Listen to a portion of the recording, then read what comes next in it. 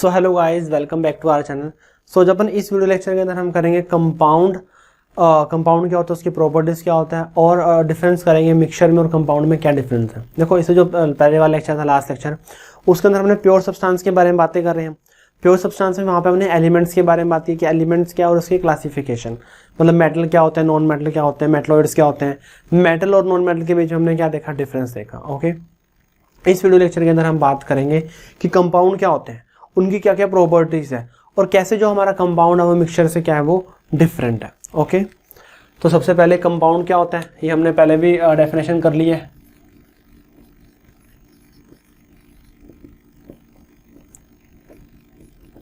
Compound क्या होता है? A compound is a pure substance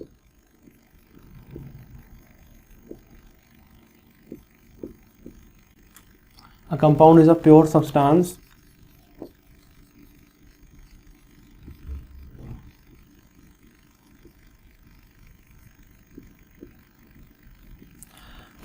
a pure substance which is made up of two or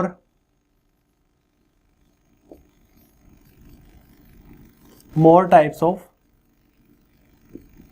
elements। उसको हम क्या बोलेंगे, उसको हम कंपाउंड बोलेंगे। वो है कि जैसे हमारे पास H2O है, ये कंपाउंड, क्योंकि इसमें अलग अलग है, इसमें हाइड्रोजन भी, इसमें ऑक्सीजन भी, अलग अलग एलिमेंट है। HCl, इसमें हाइड्रोजन भी है, क्लोरीन भी है। H2 हो गया, ये हो गया, CO2 हो गया, NH3 हो गया। तो ये क्या है, ये सारे के सारे कंपाउंड है। ओके, अब देखो, सबसे जो मेन मैं आपको बता रहा हूँ कि जो भी कंपाउंड बनता है, या देखो, जैसे लेट्स से कि हमारे पास हाइड्रोजन भी है और ऑक्सीजन भी गैस है, हमारे पास हाइड्रोजन गैस भी है, हमारे पास ऑक्सीजन गैस भी है।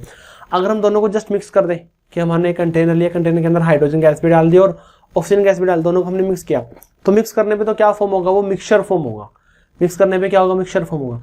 वो ये कि हमारे पास हाइड्रोजन भी और हमारे पास ऑक्सीजन भी है, अगर हम उसको हीट करें, अगर हम उसको क्या करें, हीट करें, तो वहां पे H2O फॉर्म होगा, वाटर का मॉलिक्यूल फॉर्म होगा, वो क्या हो गया, कंपाउंड हो गया। जस्ट उसको मिक्स कर रहे हैं तो वो क्या हो गया, मिक्सचर हो गया। अगर हम उसको हीट दे रहे हैं, हम उसको केमिकल रिएक्शंस कर रहे हैं, तो वो क्या होगा, वो हमारा कंपाउंड होगा। वो क्या होगा, कंपाउंड होगा। फॉर्मेशन ऑफ कंपाउंड, जैसे हमारे पास H2O भी है। अब H2O क्या है, गैस है। देखो, H2 के ब्रैकेट में G लिखा हुआ, G का मतलब है गैस। O2 के ब्रैकेट में क्या लिखा हुआ, G लिखा हुआ, इसका मतलब क्या है, ये भी गैस है। क्या बन गया, H2O बन गया। H2O तो क्या होता है, L, लिक्विड होता है। H2 तो क्या होता है, लिक्विड होता है। तो ये कि जब मैं दोनों को जस्ट मिक्स कर रहा हूँ तो वो तो क्या हो गया, मिक्सचर हो गया। जैसे एयर है, एयर क्या, एयर इज अ मिक्सचर। उसके अंदर ऑक्सीजन भी है, नाइट्रोजन भी है, कार्बन डाइऑक्साइड गैस भी है, आर्गन भी, बहुत सारे हमने देखा ये। बट अगर हम वहाँ पे केमिकल रिएक्शन करें, केमिकल रिएक्शन का मतलब है कि अगर हम उसको क्या करें, अगर हम उसको हीट करें, अगर हम उसको क्या करें, हीट करें, तो हीट करने पे क्या होगा कि कंपाउंड बनेगा। वहाँ पे केमिकल रिएक्शंस होंगी, वहाँ पे क्या होगी, मतलब हमने उसको हीट दी, हीट देने से जो भी हो गया होगा, केमिकल रिएक्शंस होगी, वहाँ पे रिएक्शंस होगी।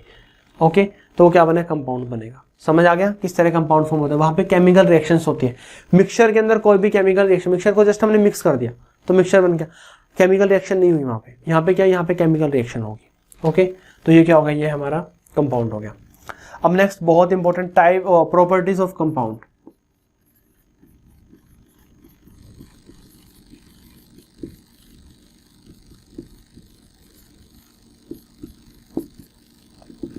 प्रॉपर्टीज ऑफ कंपाउंड, कंपाउंड की जो प्रॉपर्टीज हैं बहुत ही ज्यादा इंपॉर्टेंट है। ये आपको समझ आना चाहिए कि कंपाउंड की क्या क्या प्रॉपर्टीज है। ओके, सबसे जो फर्स्ट प्रॉपर्टी है, compound is formed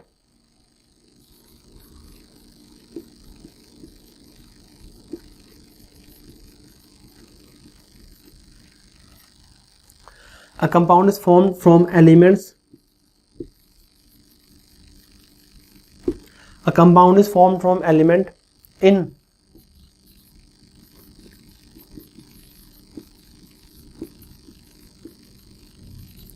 fixed proportion by mass, in fixed proportion by mass and no matter from which source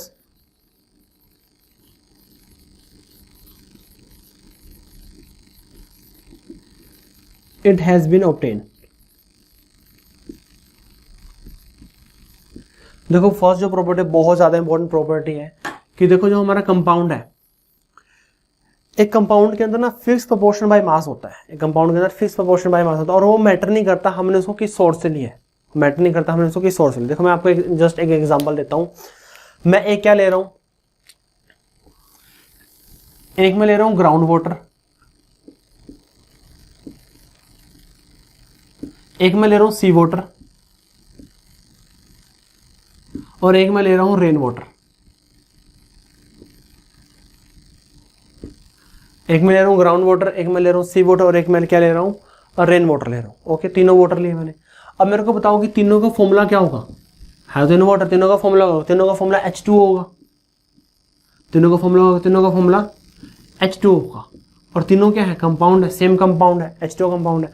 तो देखो जब वो कंपाउंड बना, क्या वो डिपेंड किया कि उसको हमने किस सोर्स से लिया है, and no matter from which source it has been obtained, वो सोर्स के ऊपर डिपेंड ही नहीं करता। ग्राउंड वाटर एक अलग अलग उसका सोर्स हो गया, सी वाटर उसका अलग सोर्स हो गया, रेन वाटर वो अलग सोर्स हो गया, तीनों सोर्स अलग अलग थे, बट वाटर का फॉर्मूला क्या था, वाटर का फॉर्मूला सेम था। और क्या फॉर्मूला आया, वो H2O आया, वाटर का फॉर्मूला क्या था, सेम है। ओके, अब देखो हमें पता है कि जो हाइड्रोजन है, हाइड्रोजन का मास कितना होता है, 1 होता है, ये हम आगे स्टडी भी करेंगे। जो हाइड्रोजन का मास कितना होता है, वो 1 होता है। दो हाइड्रोजन का मास कितना हो गया, 2 हो गया, इस 2। ऑक्सीजन का मास होता है 16, ऑक्सीजन का कितना मास 16 होता है। तो यहाँ पे 2:16, यहाँ पे भी क्या हो गया 2:16, यहाँ पे भी क्या आ गया 2:16 आ गया। दोनों का रेशो लेंगे तो यहाँ पे कितना आएगा, 1:8 आएगा। रेशो कितना आएगा, 1:8 आएगा। दोनों का रेशो लेंगे तो कितना आएगा, 1:8 आएगा वो। ओके, देखो a compound is form from element in a fix proportion by mass. एक H2 जब वाटर का मॉलिक्यूल फॉर्म होगा, वाटर मॉलिक्यूल के अंदर क्या होगा, एक मास तो 1 मास बाय पार्ट तो क्या होगा, वो हाइड्रोजन होगा, और 8 क्या होगा, ऑक्सीजन होगा। मतलब अगर 1 ग्राम हम हाइड्रोजन ले तो हमें 8 ग्राम क्या लेना पड़ेगा, ऑक्सीजन लेना पड़ेगा, तब जाके एक वाटर का मॉलिक्यूल क्या होगा, फॉर्म होगा। ओके, अगर हम इसको 2 ग्राम ले रहे हैं तो हमें ऑक्सीजन कितना लेना पड़ेगा, 16 ग्राम लेना पड़ेगा। ना ही हम 16 से कम में काम चलेगा, ना ही 16 से ज़्यादा में, मतलब 16 से कम होगा तब तो बनेगा नहीं, अगर 16 से ज़्यादा होगा तो 16 ही यूज़ होगा, बाकी क्या रहेगा, अनयूज रहेगा। 16 यूज़ होगा, बाकी क्या रहेगा, अनयूज रहेगा। ओके, तो यही है कि मैटर नहीं करता कि हमने उसको किस सोर्स से लिया है, उसका जो मास है, मास क्या रहेगा, हमेशा फिक्स रहेगा, फिक्स प्रोपोर्शन बाय मास। ना सोर्स के ऊपर डिपेंड करता है, जो उसका मास है, मास क्या रहेगा, हमेशा फिक्स रहेगा। बहुत ही ज़्यादा इंपॉर्टेंट प्रॉपर्टी है ये कंपाउंड की। ओके, तो ये थी इसकी फर्स्ट प्रॉपर्टी। नेक्स्ट हम सेकंड प्रॉपर्टी की अगर हम बात करें, सेकंड प्रॉपर्टी क्या होगी इसकी, सेकंड प्रॉपर्टी होगी properties of compound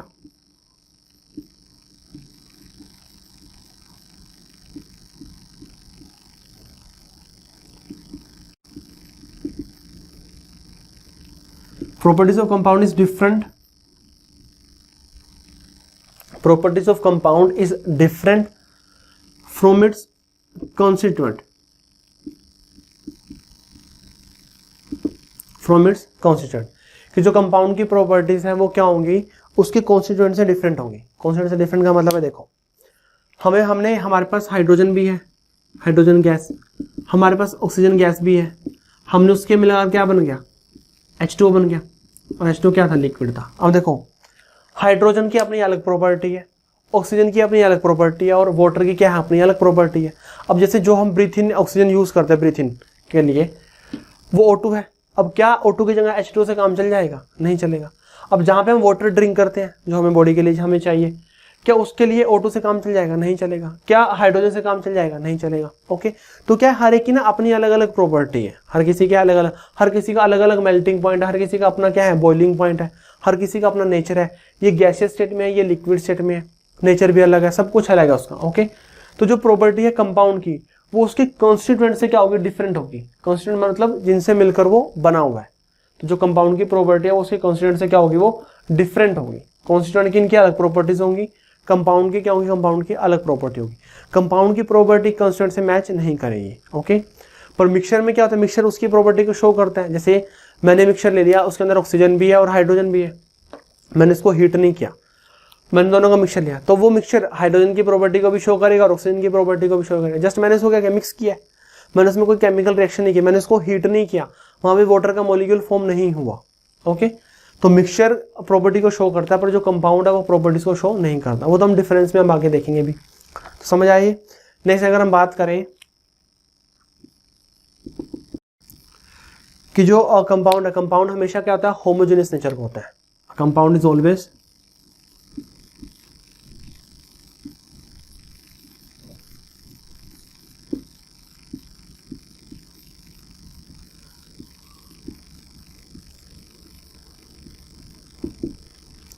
compound is always homogeneous nature. जो कंपाउंड है वो उसका नेचर कैसा होगा, हमेशा होमोजेनियस नेचर का होगा। ओके, उसका मतलब सेम क्या होगा, उसका सेम फेज होगा। ये क्या होगा, इसकी थर्ड प्रॉपर्टी हो गया कंपाउंड की। नेक्स्ट अगर हम बात करें, देखो जैसे मैंने यहाँ पे बताया कि जैसे कंपाउंड बना H2, तो हमें क्या करना पड़ा, हमें इसके लिए हीट देनी पड़ी। हमें क्या करना पड़ा, हीट देनी पड़ी। तो जब कोई भी कंपाउंड फॉर्म होगा, या तो हम उसके लिए हीट देंगे या फिर हीट क्या होगी, निकलेगी। या तो हीट देंगे हम उसको, या तो हम हीट देंगे, या फिर हीट क्या होगी, रिलीज होगी। ओके, तो लिखेंगे when a compound is form,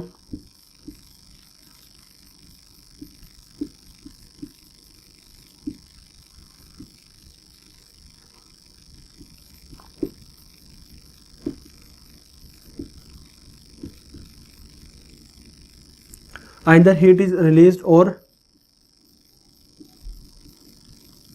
absorbed, या तो वहां से हीट निकलेगी या फिर हीट हमें देनी पड़ेगी। ओके, तो ये होगी कंपाउंड की प्रॉपर्टीज फोर्थ। क्योंकि जब भी कभी कंपाउंड फॉर्म होगा, या तो हम उसको हीट देंगे या फिर हीट क्या होगी वहां पे रिलीज होगी। क्लियर। नेक्स्ट जो प्रॉपर्टी कंपाउंड की बहुत ही ज्यादा इंपॉर्टेंट प्रॉपर्टी है, देखो जैसे अगर हमारे पास दो गैसेज हैं, वही लगा लो कि हमारे पास ऑक्सीजन भी और हमारे पास हाइड्रोजन भी, हमें दोनों को क्या करना है, सेपरेट करना है। दोनों का मिक्सचर है, मिक्सचर को हम सेपरेट करेंगे, तो वहाँ पे कौन सी टेक्निक का यूज़ करेंगे, फ्रैक्शनल डिस्टिलेशन करेंगे। क्योंकि हमने पढ़ा था ना कि हम एयर में से डिफरेंट गैसेज को कैसे हम सेपरेट करते हैं, बाय यूजिंग फ्रैक्शनल डिस्टिलेशन। तो जो ऑक्सीजन भी हमारे पास हाइड्रोजन में, तो हमें सेपरेट करना, तो कैसे करेंगे हम उसको, बाय यूजिंग फ्रैक्शनल डिस्टिलेशन की नॉर्मल टेक्निक से हम उसको सेपरेट करेंगे। अब देखो हमने हाइड्रोजन और ऑक्सीजन को हीट कर दिया, हीट करने पे क्या बन गया, वाटर का मॉलिक्यूल बन गया। हीट करने पे क्या बन गया, वाटर का मॉलिक्यूल बन गया। अब वाटर का जो मॉलिक्यूल है, उसमें से अगर हमें हाइड्रोजन को और ऑक्सीजन को अलग करना है, तो हम उसको कैसे करेंगे, क्या हम उसको फ्रैक्शनल डिस्टिलेशन से करेंगे, नहीं करेंगे। मतलब हमारे पास वाटर है और वाटर पे अगर हम फ्रैक्शनल डिस्टिलेशन लगाएं, तो क्या वहां से हाइड्रोजन और ऑक्सीजन अलग अलग निकलेंगे, नहीं निकलेंगे। वहां से वो अलग अलग बिल्कुल भी नहीं निकलेंगे। तो इसका मतलब है कि जो कंपाउंड है ना, कंपाउंड को हम नॉर्मल मेथड से, जितने भी सेपरेशन टेक्निक्स हमने स्टडी किया है, उससे हम उसको सेपरेट कर ही नहीं सकते। उससे सिर्फ हम मिक्सचर को सेपरेट कर सकते हैं कि दो मिक्स हो गए, उसको हम सेपरेट इजीली कर सकते हैं, जो भी हमने टेक्निक्स की है। बट जो कंपाउंड है, कंपाउंड को हम ऐसे ही सेपरेट नहीं कर सकते, उसके लिए हमें केमिकल रिएक्शन करनी पड़ेगी सेपरेट करने के लिए भी। हम नॉर्मल फिजिकल मेथड का यूज करके नहीं कर सकते। ओके, सो नेक्स्ट क्या आएगा, अ कंपाउंड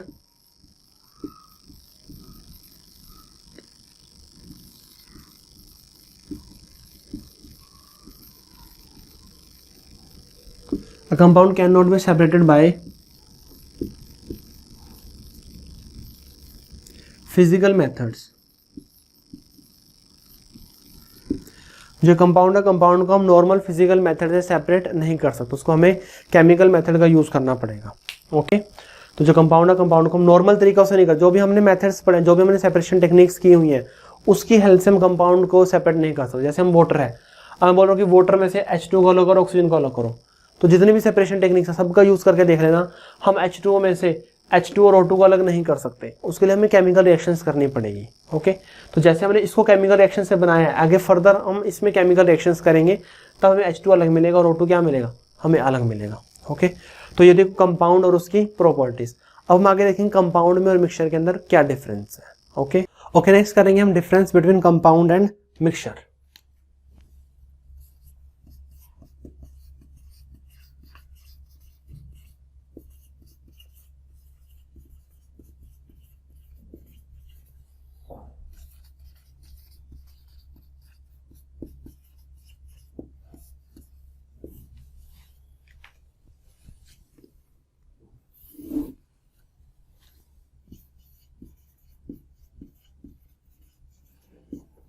यहाँ पे हम कंपाउंड लिखेंगे, यहाँ पे हम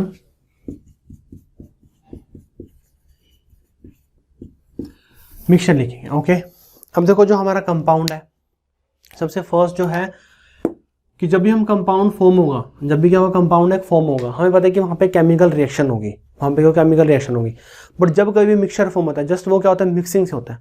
हमारे पास दो अलग अलग है, उसको हम क्या कर दिया, मिक्स कर दिया, उसके अंदर कोई केमिकल रिएक्शन नहीं, उसको जस्ट हमने क्या किया, मिक्स किया हुआ है। तो वहाँ पे कोई केमिकल रिएक्शन, जैसे मैंने बताया कि जब H2O बनेगा तो हाइड्रोजन और ऑक्सीजन की क्या होगी, केमिकल रिएक्शन होगी, तब क्या बनेगा, H2O बनेगा। बट मिक्सचर के अंदर क्या होता है कि हम H2 और O2 को क्या करते हैं, नॉर्मली क्या कर देते हैं, मिक्स कर देते हैं। ओके, तो यहाँ पे compound is formed by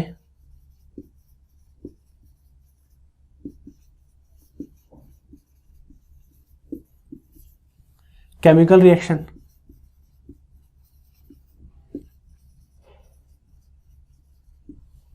mixture के अंदर क्या आएगा,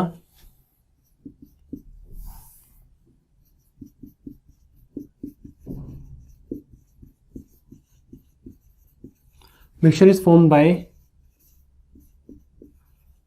just mixing of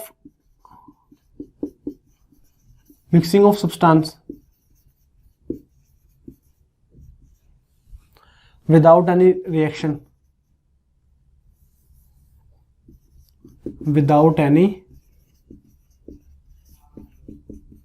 उसके अंदर कोई भी रिएक्शन नहीं होती। ओके, सेकंड देखो, हमें पता है कि जो कंपाउंड है, कंपाउंड के अंदर जो मास होता है वो क्या होता है, फिक्स होता है। जैसे अगर मेरे को H2O बनाना है, मैंने अभी कहा था ना, अगर मेरे को H2O बनाना है, H2O के लिए क्या होगा, मेरे को 1 पार्ट हाइड्रोजन लेना पड़ेगा और 8 पार्ट क्या लेना पड़ेगा, मेरे को ऑक्सीजन लेना पड़ेगा, तब जाके क्या होगा, कंपाउंड फॉर्म होगा। बट अगर हमें मिक्सचर फॉर्म करना है, जैसे अगर हमें हाइड्रोजन और ऑक्सीजन का मिक्सचर करना है, तो मैटर नहीं करता हम हाइड्रोजन कितना लें, हम ऑक्सीजन कितना लें, तो वो क्या होगा, मिक्सचर हो गया। चाहे उसका कोई मर्जी अमाउंट हो तो वो क्या बनेगा, वो मिक्सचर बनेगा। बट जब कंपाउंड फॉर्म होगा तो उसके अंदर क्या होगा, जो उसका मास होगा, मास से होगा फिक्स होगा, हमें फिक्स प्रोपोर्शन में मास लेना पड़ेगा, तभी क्या होगा, कंपाउंड फॉर्म होगा। जबकि मिक्सचर के अंदर ऐसा कुछ भी नहीं है। ओके, सेकंड क्या आएगा, the composition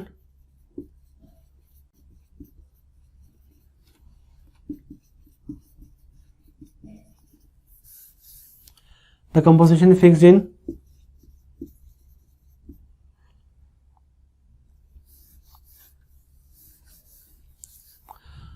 the composition of constituent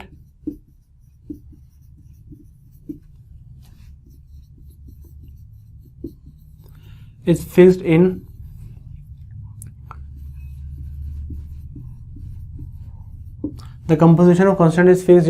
compound।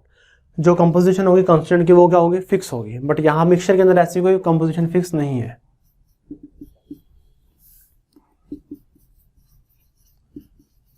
There is no fixed composition।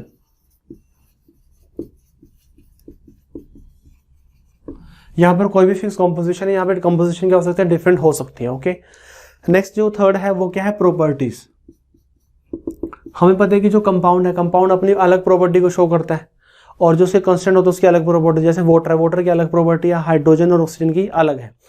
जैसे मिक्सचर है, मैंने हाइड्रोजन और ऑक्सीजन को जस्ट क्या किया, मिक्स किया हुआ है। अब मिक्सचर तो हाइड्रोजन की प्रॉपर्टी भी दिखाएगा और ऑक्सीजन की प्रॉपर्टी भी दिखाएगा, बट जो कंपाउंड है, जो वाटर है, वो सिर्फ अपनी ही प्रॉपर्टी दिखाएगा, उसकी अलग ही प्रॉपर्टी होगी, जो हाइड्रोजन और ऑक्सीजन से सेम हो भी सकते हैं, नहीं भी हो सकती, ज्यादातर केस में सेम नहीं होती। ओके, तो लिखेंगे प्रॉपर्टीज ऑफ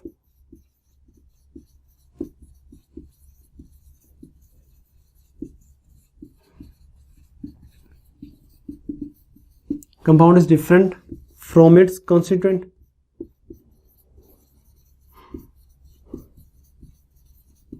उसी कांस्टेंट से क्या होगी, प्रॉपर्टीज डिफरेंट होगी। ओके, यहां पर बात करेंगे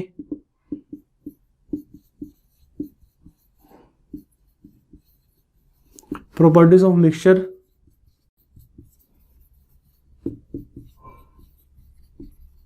is same as that of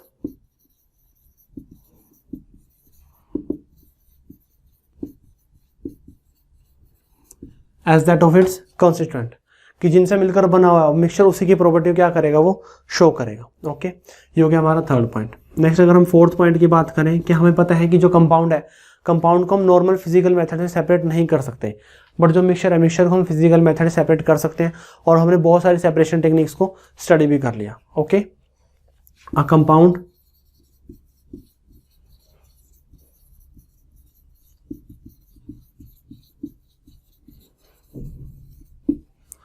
can not be separated by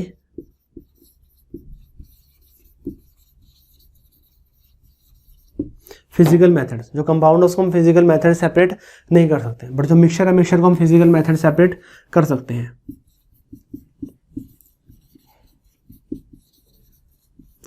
A mixture can be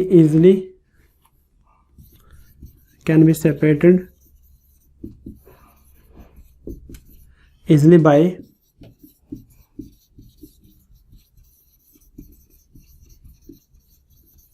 physical methods. वो सारे के सारे मेथड्स हमने स्टडी भी कर लिए, सारी की सारी सेपरेशन टेक्निक्स। ओके, नेक्स्ट अगर हम बात करें कि हमें पता है कि जो कंपाउंड है, कंपाउंड क्या होता है, हमेशा होमोजेनस होता है। ये क्या होगा, होमोजेनस होगा।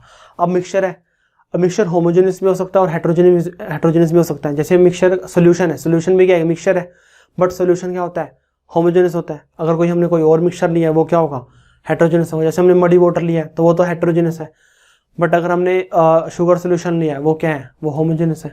बट कंपाउंड हमेशा क्या होगा, होमोजेनस होगा।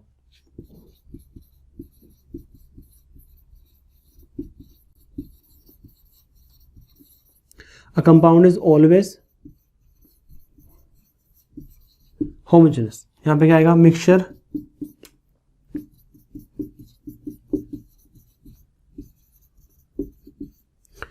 कैन बी होमोजेनस और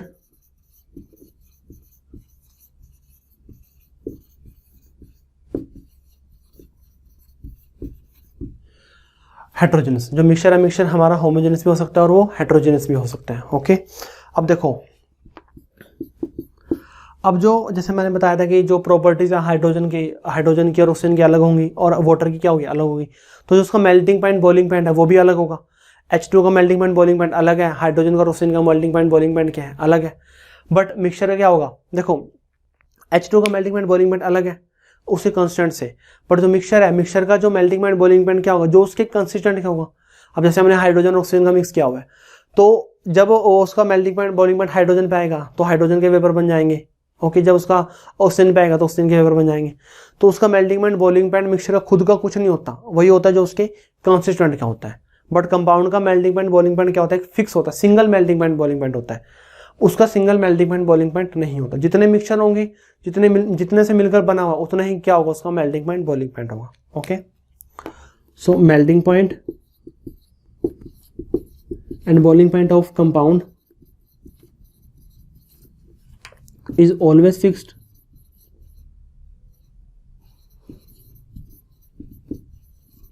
वो क्या होगा, फिक्स होगा। यहां पे अगर हम बात करें मिक्सचर की, melting point and boiling point of mixture is not fixed.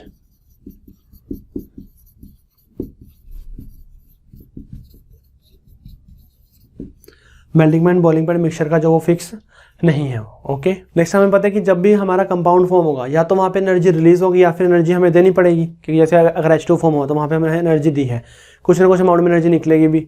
तो जब कोई भी कंपाउंड हो, क्योंकि यहाँ पे केमिकल रिएक्शंस होते हैं और केमिकल रिएक्शंस बिना हीट के होते ही नहीं, या तो हम उसको हीट देते हैं या फिर हीट क्या होती है, रिलीज होती है।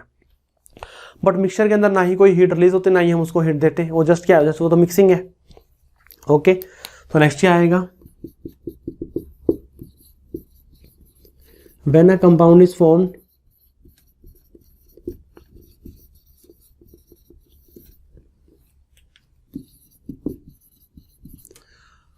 either heat released or absorbed। जब कंपाउंड फॉर्म होगा या तो हीट निकलेगी या फिर हीट हमें देनी पड़ेगी। इसके अंदर क्या होगा, when a mixture is formed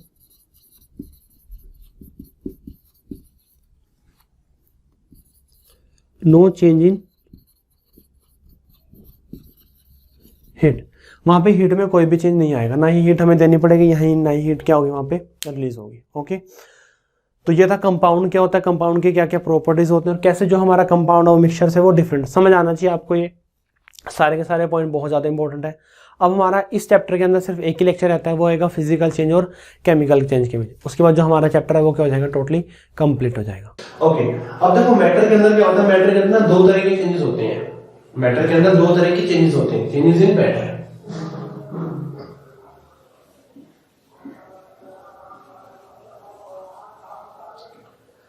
matter के अंदर दो तरह के चेंजेस होते हैं। एक तो जो चेंज होता है वो होता है physical change.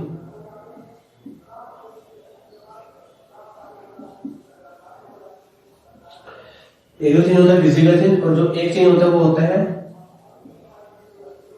Chemical change.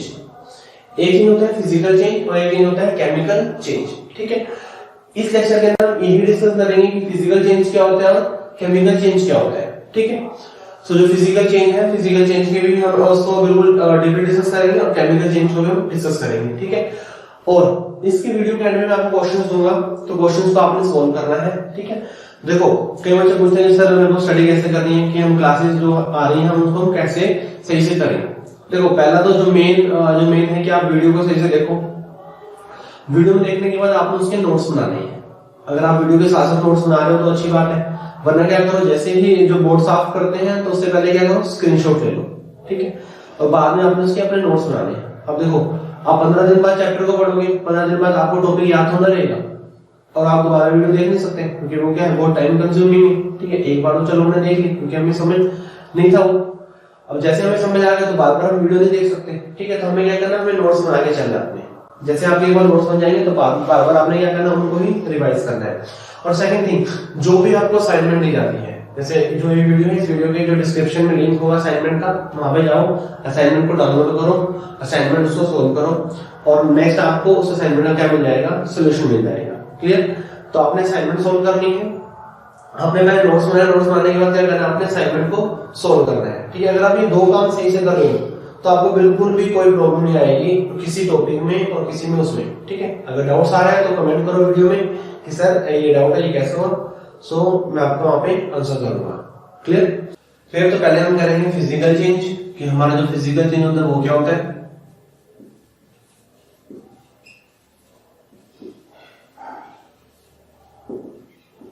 Then हम करेंगे केमिकल चेंज। ठीक है, देखो फिजिकल चेंज और केमिकल चेंज मैं आपको इन शॉर्ट बता दूं, आपको सिर्फ एक ही पॉइंट याद रखना है। वो पॉइंट ये है कि अगर हमारा जो सब्सटेंस है, अगर सब्सटेंस हमारा चेंज ना हो, अगर हमारा सब्सटेंस चेंज ना हो तो वो तो है फिजिकल चेंज। अगर हमारा सब्सटेंस चेंज हो जाए तो वो क्या है, हमारा केमिकल चेंज है। ठीक है, मैं आपको एक एग्जांपल से बताता हूं। जैसे लेट्स से कि हमारे पास वाटर है सॉलिड फॉर्म में, वाटर सॉलिड फॉर्म में, इसका मतलब वो क्या है, आइस है। अगर H2O सॉलिड फॉर्म में, इसका मतलब वो क्या है, आइस है। ठीक है, मैंने इसको हीट किया, हीट करने पे मेरे को जो H2O है वो लिक्विड फॉर्म में मिल गया, दैट मींस मेरे को क्या मिल गया, वो वाटर के फॉर्म में मिल गया, पानी मिल गया मेरे को। ठीक है, अब H2 सॉलिड फॉर्म में था तो आइस के फॉर्म में था, H2 लिक्विड फॉर्म में चला गया तो क्या है, मतलब वो वाटर के फॉर्म में हमें मिल गया। ठीक है, अब देखो मैंने इसको हीट दिया, हीट देने से क्या हुआ, जो आइस किसमें कन्वर्ट हो गई है, वाटर में कन्वर्ट हो गई है। ठीक है, अब देखो अब ये बताओ कि आइस का फॉर्मूला क्या है, H2O, वाटर का फॉर्मूला क्या है, वो भी H2O है। क्या फॉर्मूला चेंज हुआ है, नहीं हुआ, फॉर्मूला क्या है, सेम है। क्या सब्सटेंस चेंज हुआ है, नहीं हुआ, सिर्फ उसकी स्टेट चेंज हुई है। एक्चुअल में जो फॉर्मूला है, फॉर्मूला वही है। ठीक है, तो वही मैं बोल रहा हूं कि अगर फॉर्मूला आपका सेम रहे, अगर फॉर्मूला आपका सेम रहे तो दैट मींस वो क्या है, फिजिकल चेंज है। अगर फॉर्मूला आपका सेम रहे तो वो क्या है, फिजिकल चेंज है। अगर फॉर्मूला ही चेंज है तो वो क्या हो गया, केमिकल चेंज है। बस इन शॉर्ट ये याद रखना है, अगर आपका सब्सटेंस चेंज हो रहा है तो वो केमिकल चेंज है, अगर सब्सटेंस चेंज नहीं हो रहा तो वो क्या है, फिजिकल चेंज है। अब देखो यहाँ पे जो स्टेट चेंज हुई है, H2 ये सॉलिड है, ये क्या लिक्विड है, फिर फॉर्मूला तो क्या है, सेम है, फॉर्मूला ये भी H2O और ये भी क्या है, H2O, तो इसका मतलब ये क्या है, फिजिकल चेंज है। एक आपको केमिकल चेंज का मैं आपको एग्जांपल दे देता हूं, जैसे कार्बन है। ठीक है, कार्बन सॉलिड फॉर्म में होता है। देखो जो ब्रैकेट में लिख रहा हूं ना, ब्रैकेट में S लिख रहा हूं, S का मतलब सॉलिड, L लिख रहा हूं, L का मतलब क्या है, लिक्विड, G लिखूंगा, G का मतलब क्या है, गैसियस। ठीक है, इसको भी डिस्कस करेंगे हम आगे। हमें पता है जो कार्बन है, कार्बन बर्न होता है, किसकी प्रेजेंस में बर्न होता है, कोई भी सब्सटेंस बर्न होगा तो किसकी प्रेजेंस में होगा, ऑक्सीजन की प्रेजेंस में। ठीक है, ऑक्सीजन हमें हेल्प करता है। ठीक है, ऑक्सीजन क्या गैस है, क्या बनेगा, CO2, कार्बन डाइऑक्साइड, ये भी क्या हुई, गैस है, G है ना, G मतलब गैस है, कार्बन है सॉलिड। ठीक है, इनिशियली मैं क्या लेके चला था, कार्बन था मेरे पास, मैंने कार्बन को बर्न कर दिया। अब कार्बन को बर्न करते, कार्बन को बर्न करने पे क्या हुआ, कार्बन डाइऑक्साइड गैस निकली हमारे से। ठीक है, अब कार्बन डाइऑक्साइड गैस निकली, अब मैं पूछ रहा हूँ कि फिजिकल चेंज है या फिर ये केमिकल चेंज है। ठीक है, अब देखो इनिशियली मेरे पास क्या था, कार्बन था, बाद में मेरे को क्या मिल गया, कार्बन डाइऑक्साइड। क्या फॉर्मूला चेंज हो गया, फॉर्मूला चेंज हो गया, फॉर्मूला चेंज हुआ है ना, फॉर्मूला चेंज तो हो गया। अब ये बताओ कि ये केमिकल चेंज है या फिर ये फिजिकल चेंज है, ये केमिकल चेंज है। क्यों, क्योंकि यहाँ पे जो हमारा फॉर्मूला है वो क्या हो गया, चेंज हो गया। ये क्या है हमारे पास केमिकल चेंज है, क्यों? क्योंकि यहाँ पे फॉर्मूला जो है हमारा वो चेंज हो गया है, ठीक है।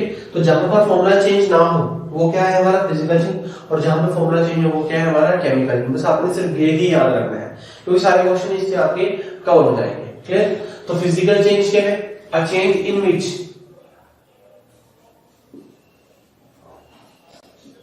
a change in which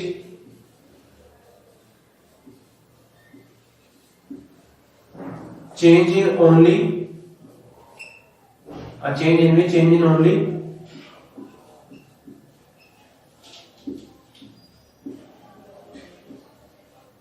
physical properties, a change in which change in only physical properties and no new substance is formed, known as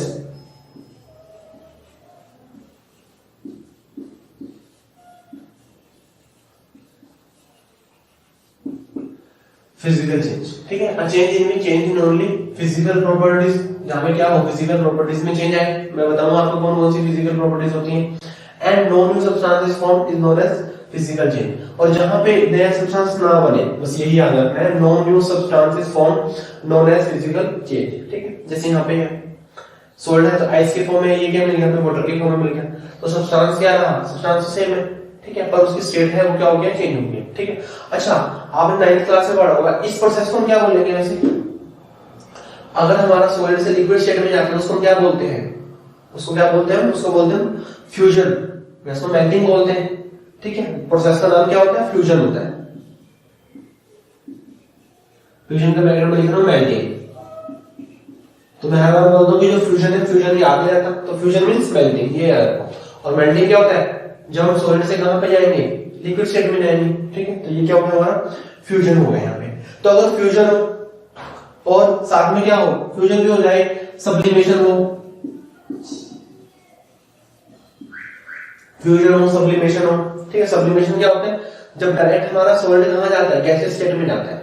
जो डायरेक्ट हमारा सॉलिड कहां जाएगा, गैसियस स्टेट में जाएगा। ठीक है, कुछ सब्सटेंस ऐसे होते हैं जो डायरेक्ट सॉलिड से कहां जाते हैं, गैसियस सब्सटेंस में जाते हैं, उसको क्या बोलते हैं, सब्लिमेशन बोलते हैं। ठीक है, जैसे हमारी ड्राई आइस होती है, ड्राई आइस भी क्या शो करती है, सब्लिमेशन शो करती है। ठीक है, तो सब्लिमेशन में भी क्या होता है, फॉर्मूला चेंज नहीं होता, फॉर्मूला क्या रहता है, रिमेन्स सेम रहता है। ठीक है, तो जहां पर फॉर्मूला चेंज ना हो वो क्या है हमारा फिजिकल चेंज है। तो फ्यूजन, सब्लिमेशन, इवेपोरेशन, इवेपोरेशन क्या है, जब हमारा लिक्विड कहां जाए, गैसियस स्टेट में जाए। ठीक है, तो ये ट्रायंगल इंटरकन्वर्जन आपने 9th क्लास में अच्छे से पढ़ा होगा, अगर नहीं पढ़ा तो 9th की वीडियोस भी हैं, जाके 9th की वीडियो देखो, वहां पे आपको समझ आ जाएगा। इवेपोरेशन, इवेपोरेशन के बाद क्या आएगा, इवेपोरेशन और भी क्या होता है, डिसोल्यूशन, ये टर्म नहीं है, सेक्टर करके लिख रहा हूं मैं, और भी बहुत सारे होते हैं। अब देखो डिसोल्यूशन मैं आपको समझा देता हूं, डिसोल्यूशन क्या होता है। देखो डिसोल्यूशन क्या होता है, आपके पास एक ग्लास ऑफ वाटर है। ठीक है, आपने क्या किया, उसके अंदर शुगर ऐड कर रहे हो। ठीक है, आपके पास एक ग्लास वाटर है, उसके अंदर क्या कर रहे हो, शुगर को ऐड कर रहे हो, और साथ में क्या कर रहे हो, स्टर कर रहे हो।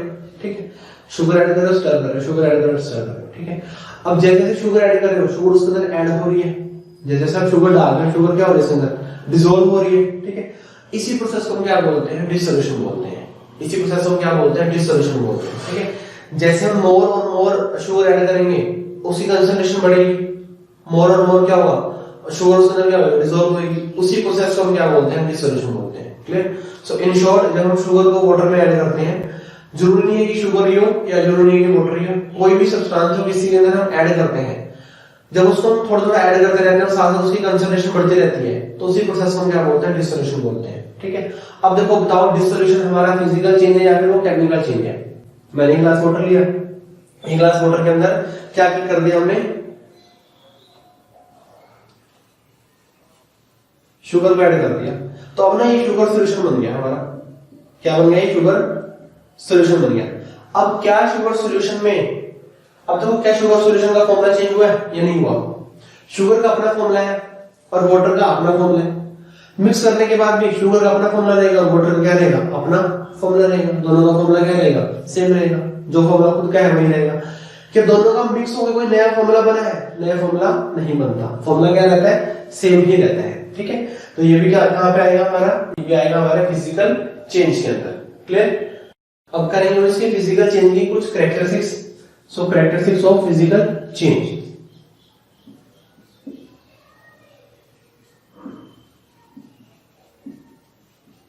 characteristics of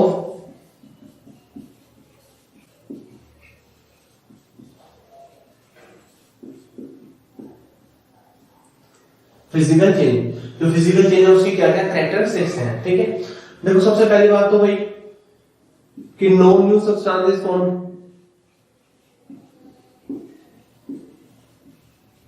no new substance is form, जो हमारा नया सब्सटेंस है वो फॉर्म नहीं होगा। ठीक है, सेकंड क्या है? Change in only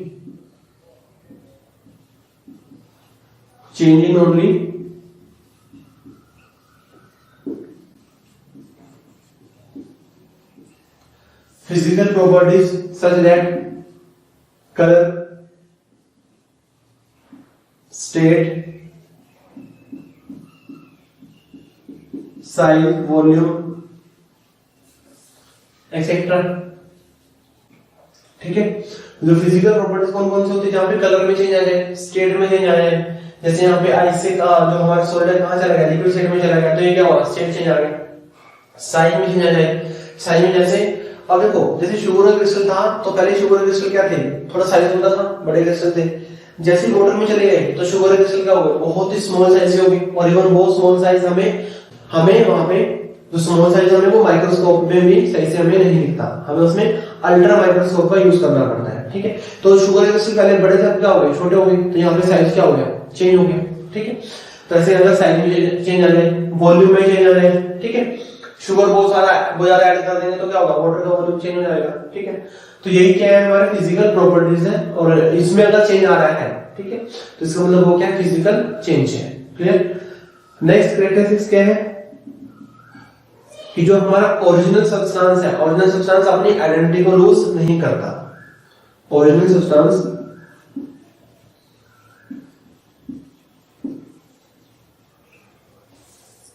do not lose their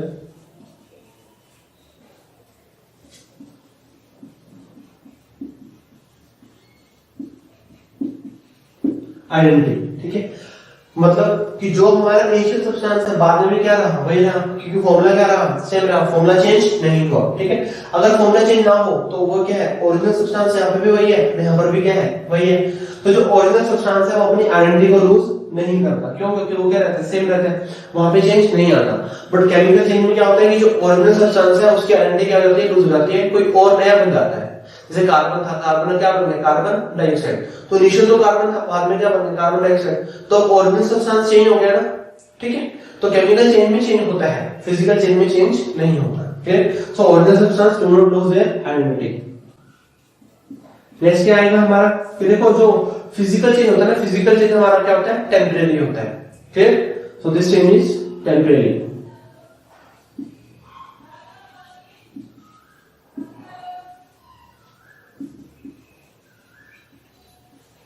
and can be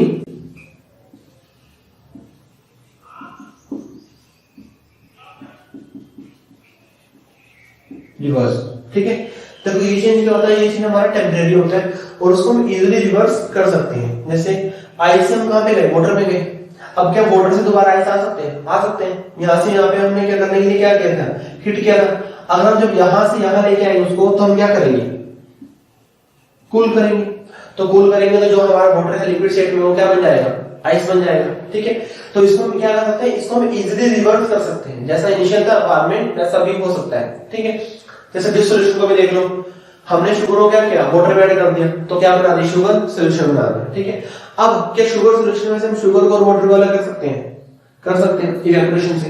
evaporate करने से क्या होगा? वाटर वहां से इवेपोरेट हो जाएगा और क्या बचेगा? शुगर बचेगी, वहां पे शुगर के क्रिस्टल बचेंगे। ठीक है, तो हम इसको वापस से क्या कर सकते हैं? रिवर्स कर सकते हैं। क्लियर? तो जहां पे हम वापस से रिवर्स कर सकें, जहां पे रिवर्स करना क्या हो? इजी हो। ठीक है, और वो क्या होगा? हमारा फिजिकल चेंज होगा। इसलिए हम बोलते हैं कि this change is temporary and can be easily reverse. ये चेंज क्या हमारा टेम्परेरी है और हम इसको इजिली रिवर्स कर सकते हैं। Clear? So this is all about physical change. ऐसे हम केमिकल चेंज के बारे में पढ़ेंगे। सो नेक्स्ट है हमारा chemical change.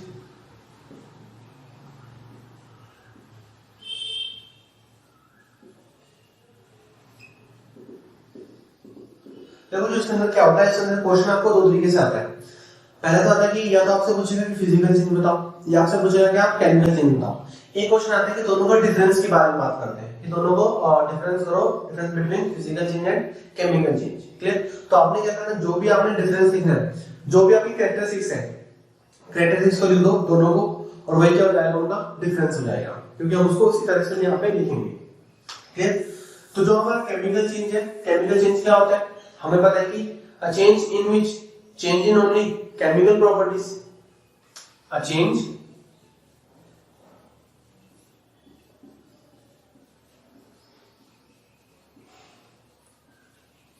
in which change in chemical properties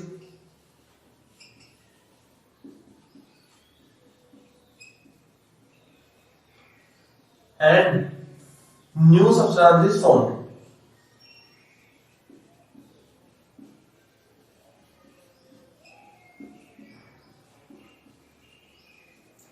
And a new substance is formed, known as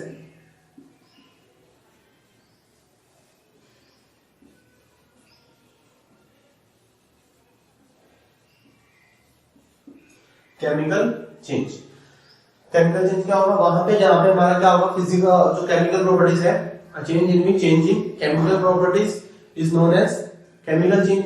और यहाँ पे क्या होगा, जो हमारा नया सब्सटेंस है, नया सब्सटेंस क्या होगा, फॉर्म होगा। ठीक है? तो ऐसे एग्जांपल देखते हैं, फिर इसे कैरेक्टराइज करेंगे। जैसे एग्जांपल मैंने बताया था आपको, बर्निंग ऑफ कार्बन,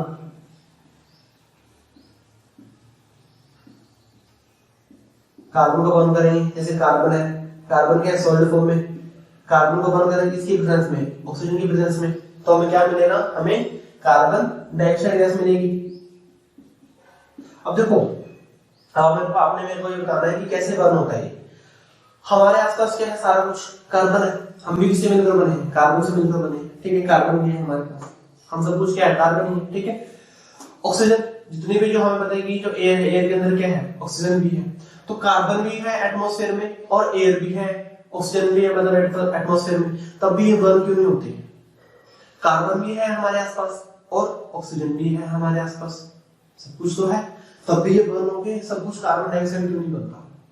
क्वेश्चन है ना, कार्बन भी ऑक्सीजन में, तब भी कार्बन डाइऑक्साइड गैस क्यों नहीं निकलती, मतलब ये बर्न क्यों नहीं हो रहा?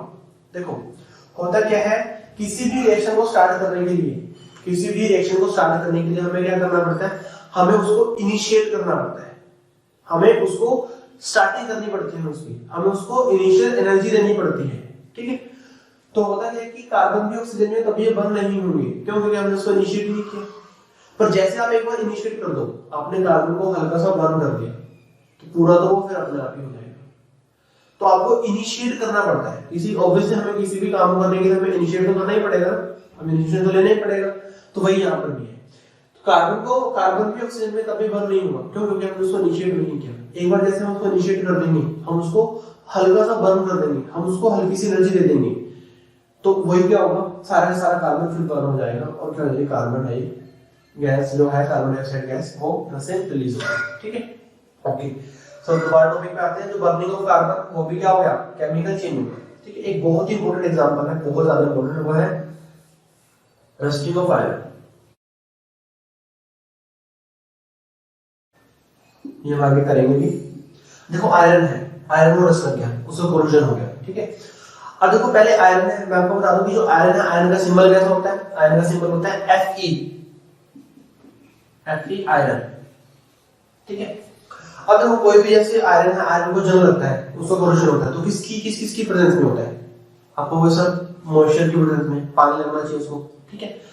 तो एक्चुअली वहां पे दो कंडीशन सबसे ज्यादा इंपॉर्टेंट होती है, एक तो होता है हमारा मॉइस्चर और एक होती है ऑक्सीजन। अब देखो जो नॉर्मल, जैसे जो भी नॉर्मल आयरन है, अब एटमॉस्फेयर में है वो, ठीक है, एटमॉस्फेयर में तो ऑक्सीजन भी है, तब भी उसका कोलिजन नहीं होगा, क्योंकि जब तक उसकी कांटेक्ट में पानी नहीं आएगा तब तक उसका कोलिजन नहीं आएगा होगा। ठीक है? तो दो कंडीशन सबसे ज्यादा इंपॉर्टेंट होती है, एक होता है पानी H2O और एक है ऑक्सीजन। मतलब मॉइस्चर और ऑक्सीजन, अगर दोनों ही आयरन के कांटेक्ट में आ रहे हैं तो वहां पे क्या होगा, आयरन का फिर कोरोजन होगा। ठीक है, तो Fe साथ में क्या आ गया, ऑक्सीजन आ गया, Fe साथ में ऑक्सीजन आ गया। ठीक है, और साथ में आ गया वाटर, साथ में क्या आ गया, वाटर आ गया। अब देखो Fe, आयरन, आयरन तो क्या है, सॉलिड है, ऑब्वियसली आयरन तो क्या है, सॉलिड। ऑक्सीजन, ऑक्सीजन क्या है, गैस है, और H2 क्या है, लिक्विड है। तीनों ही आ गए एक ही क्वेश्चन के अंदर, सॉलिड भी आ गया, लिक्विड भी आ गया और गैस स्टेट भी आ गया। ठीक है, तो आयरन भी है हमारे पास, ऑक्सीजन भी है, और जो हमारे पास वाटर है, वाटर भी है, तो तीनों ही हम मिल गए। ठीक है, तो क्या होगा, देखो जो रिएक्शन को करने एक बहुत ही स्लो प्रोसेस है, कि बहुत टाइम लगता है होने में। ठीक है, ये नहीं कि एकदम आयरन के कांटेक्ट में वो आए तो एकदम हो गया, नहीं, वो बहुत ही स्लो प्रोसेस है। ठीक है, तो जैसे ये होता है रिएक्शन को करने में, होता क्या है कि यहाँ पर बनता है Fe2O3,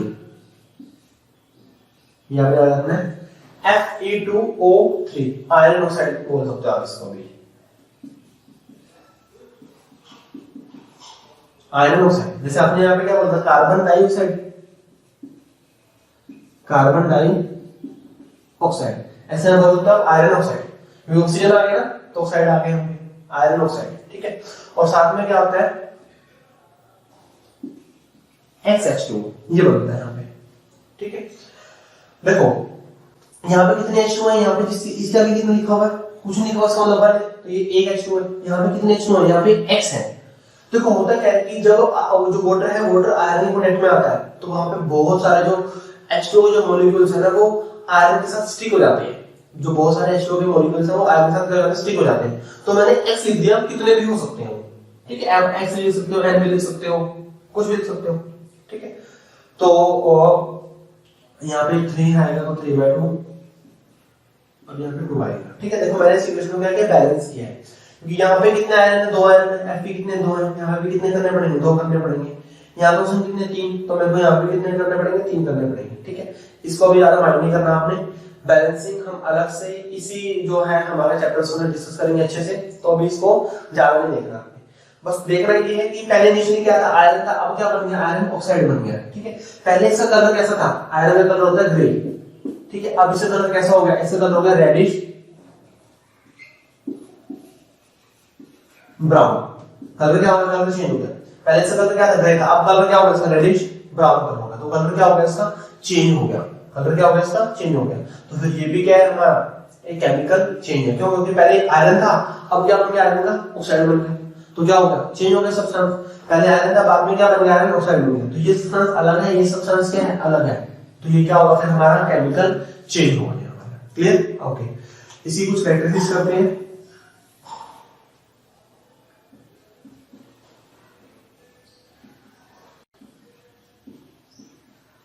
Characteristics of chemical change. Characteristics of chemical change.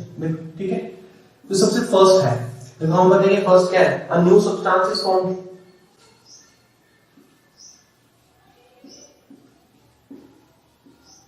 A new substance is formed. क्या होगा, नया सब्सटेंस बनेगा। यहाँ कार्बन तो यहाँ क्या बनेगा, कार्बन डाइऑक्साइड। कार्बन डाइऑक्साइड अलग है, कार्बन अलग है। यहाँ पे Fe था, यहाँ पे क्या बनेगा, Fe2O3। ये अलग है और ये क्या है, अलग है। ठीक है, तो नया सब्सटेंस बनेगा। Clear. Second thing, change in chemical properties. Change in chemical properties such that, देखो इसमें क्या होगा, यहाँ पे केमिकल प्रॉपर्टीज में चेंज होगा। अब केमिकल प्रॉपर्टीज कौन सी हो सकती है, such that evolution of gas, evolution of gas, change in temperature,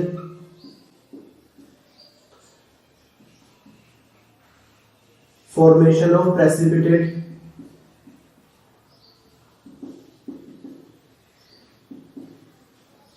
change in state,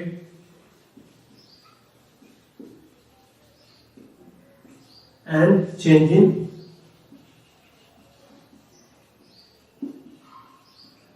colour etcetera करके मैं लिख रहा हूं इसको।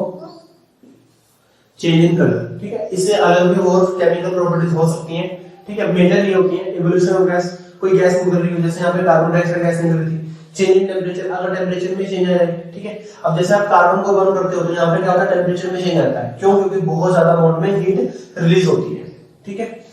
फॉर्मेशन ऑफ प्रेसिपिटेट, इसको हम बिल्कुल अच्छे से डिस्कस करेंगे। फॉर्मेशन ऑफ प्रेसिपिटेट होता क्या है? देखो प्रेसिपिटेट क्या होता है, इनसॉल्युबल कंपाउंड को प्रेसिपिटेट बोलते हैं, ठीक है। मैं आपको इसको आगे हम क्लास में डिस्कस करेंगे इसको। इवन जितने भी केमिकल प्रॉपर्टीज है नेक्स्ट लेक्चर के अंदर इन्हीं को ही हमें डिस्कस करना है। चेंज इन स्टेट, देखो चेंज इन स्टेट हमारे फिजिकल चेंज भी हो सकती है और चेंज इन स्टेट हमारी केमिकल जो चेंज है उसके अंदर भी हो सकता है। कैसे? ये सॉलिड था, ये क्या बन गया, गैस बन गया, तो स्टेट जो चेंज है, स्टेट में चेंज यहाँ पर भी आया है, ठीक है। बस मैंने आपको बताया कि एक ही बात ध्यान रखनी है, अगर सब्सटेंस नया बना है तो केमिकल चेंज होगा, अगर सब्सटेंस नया नहीं बना तो क्या होगा, वो फिजिकल चेंज होगा। क्लियर? चेंज इन कलर, जैसे जो आयरन था, आयरन कलर क्या लग रहा था, ये कलर क्या होगा, रेडिश ब्राउन कलर हो गया, तो उसको क्या होगा, रस्ट हो गया उसको, ठीक है, कोरोजन हो गया। थर्ड चेंज क्या आएगा, थर्ड कैरेक्टरिस्टिक्स क्या आएगी इसकी? फर्स्ट तो क्या है, अ न्यू सब्सटेंस फॉर्म, और सेकंड क्या है कि जब चेंज होगा किसमें चेंज होगा, हमारे केमिकल प्रॉपर्टीज में चेंज आएगा। थर्ड है कि जो हमारा ओरिजिनल सब्सटेंस है ना, वो क्या करेगा, अपनी आइडेंटिटी को लूज कर देगा। Original substance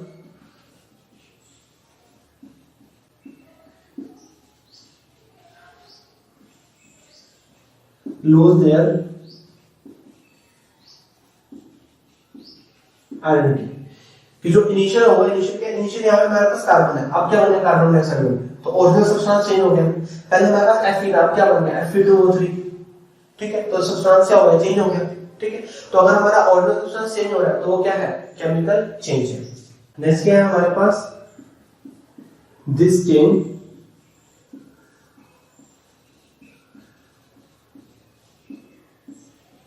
can not be easily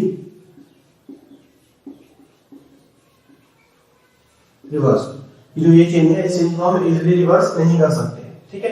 होता क्या कि जैसे एक बार कार्बन से कार्बन डाइऑक्साइड गैस बन गई है तो बहुत मुश्किल है कार्बन डाइऑक्साइड गैस से दोबारा से हमें कार्बन लेना, ठीक है। जैसे अब रस्टिंग ऑफ आयरन है, अब रस्टिंग ऑफ आयरन क्या होता है, रस्टिंग ऑफ आयरन एक बार अगर आयरन में रस्ट लग गया तो दोबारा से हम उसको आयरन नहीं बना सकते, ठीक है, नॉर्मल मेथड से बना नहीं सकते। देखो कहीं बुक्स के अंदर क्या लिखा है, कहीं बुक्स के अंदर ये लिखा होता है कि जो केमिकल चेंज है वो बिल्कुल परमानेंट होता है, वो बिल्कुल चेंज होगा ही नहीं, दोबारा से आएगा ही नहीं, ठीक है। पहला तो कि हर बार ऐसा नहीं होता, कुछ केस में तो परमानेंट होता है, कुछ केस में टेम्परेरी होता है।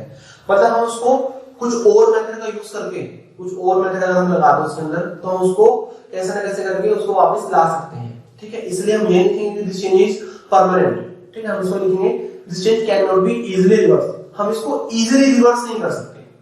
फिजिकल चेंज में क्या होता है, जैसे वाटर आइस से लिक्विड स्टेट में चला गया, मतलब जो हमारे आइस से पानी बन गया, तो पानी से दोबारा आइस इजीली बना सकते हैं, कोई हमें कुछ नहीं करना पड़ेगा। बट यहाँ पे क्या है, यहाँ पे हमें थोड़ी अलग मेथड का यूज करना पड़ेगा, यहाँ पे हमें केमिकल रिएक्शंस करनी पड़ेंगी, केमिकल हमें चेंजेस करने पड़ेंगे, तब जाके ये होगा, ठीक है।